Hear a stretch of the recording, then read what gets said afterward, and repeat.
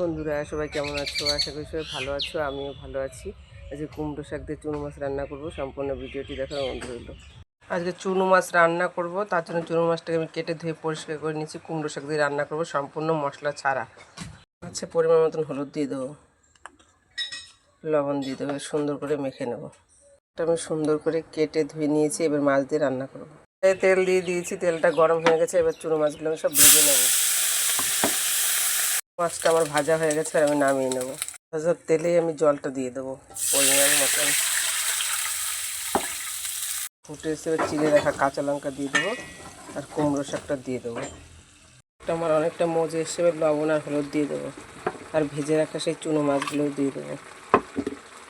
এবার নামিয়ে আমি ফোড়ন দিয়ে দেবো। তেল দিয়ে দিয়েছি, তেলটা গরম হয়ে গেছে, এবার আমি রাঁধুনি ফোড়ন দিয়ে দেবো। এবার সবজিটা দিয়ে দেবো। তরকারিটা আমার হয়ে গেছে চুনো মাছে, তোমাদের নামিয়ে নিয়ে আমি দেখাচ্ছি। কুমড়ো শাক দিয়ে চুনো মাছের রেসিপিটা আমার হয়ে গেছে বন্ধুরা, দেখো কতটা সুন্দর হয়েছে দেখতে।